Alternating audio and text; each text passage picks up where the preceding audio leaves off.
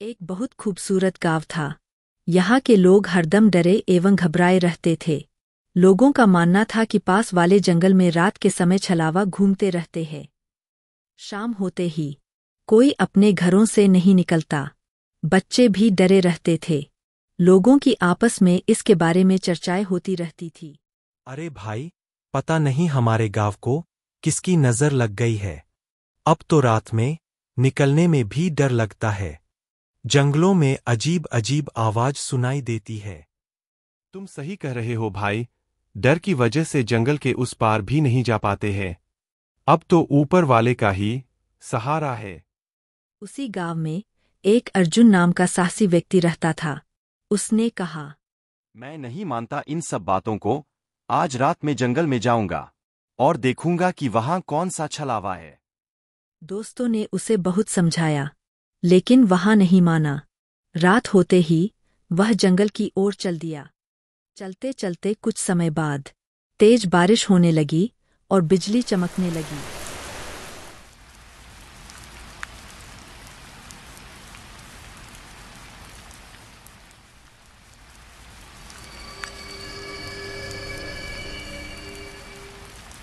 डर की वजह से वह रुक गया। जंगल में अजीबोगरीब आवाज उसको विचलित कर रही थी, लेकिन हिम्मत करके वह फिर से चल पड़ा।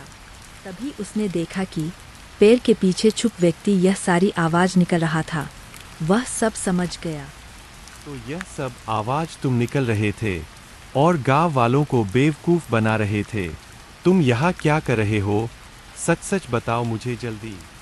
बताता हूँ। मैं एक चोर हूँ। मैं इसी रास्ते से सारा चोरी का माल निकलता हूँ। गांव वाले मुझे पकड़ ना ले, इसके डर से मैंने यह सब नाटक किया। अर्जुन उसको लेकर गांव आया। तो तुम ही हम सबको डरा रहे थे और हमें लगा कि कोई छलावा इस जंगल में है। अब हम तुम्हें पुलिस के हवाले कर देंगे। सभी लोगों ने उसको पुलिस के हवाले कर दिया और वह सभी कहने लगे, छलावा जैसी कोई चीज नहीं होती है। गांव के सभी लोग बहुत खुश थे। गांव में एक बार फिर से खुशी की लहर उमड़ उठी।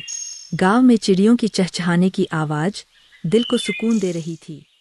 एक दिन सुबह सुबह मंद मंद बारिश हो रही थी। बारिश बहुत ही मनमोहक थी, लेकिन रामू काका के लिए यह बड़ी परेशानी थी। उन्हें किसी काम से शहर जाना था।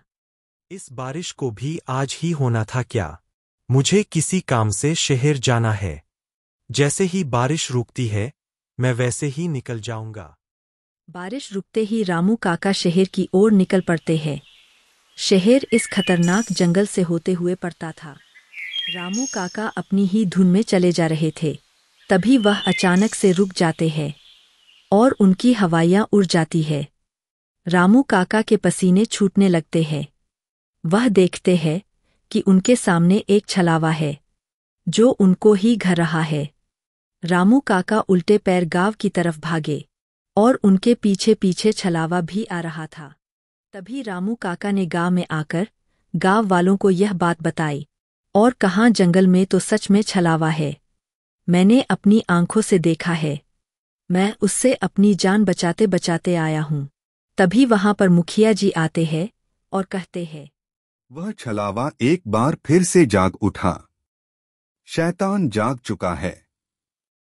अब कोई नहीं बचेगा। शाम होते ही घर से बाहर मत निकालना, वरना अनर्थ हो जाएगा।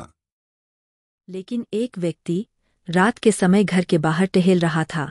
तभी उसने देखा कि छलावा उसके पास आ रहा है और वह बहुत ज्यादा घबरा गया। छलावा ने उसको मार दिया। अगली सुबह सभी लोग बहुत ज्यादा डरे हुए लग रहे थे। तभी गांव के सरपंच ने सभी को बुलवाया। सभी लोग इकट्ठे हुए। वह छलावा एक एक करके सबको मार देगा। इससे पहले हमें ही कुछ करना होगा। एक अकेला व्यक्ति उसका कुछ नहीं कर सकता है। हम सबको मिलकर उसको मारना होगा। कल रात होते ही हम उसका इंतजार करेंगे। सभी लोग उसे छलावे का इंतजार करने लगे। रात गहरी होती जा रही थी। इतने में तभी चलवा उनकी तरफ आने लगा। इस बार लोग उससे डरे नहीं और जैसे ही वह उनके पास आया, वह उन्हें डंडों से पीटने लगे और उसे पीट पीट कर मार डाला। और उसे करने के बाद सभी लोग अपने अपने घरों की ओर चल पड़े।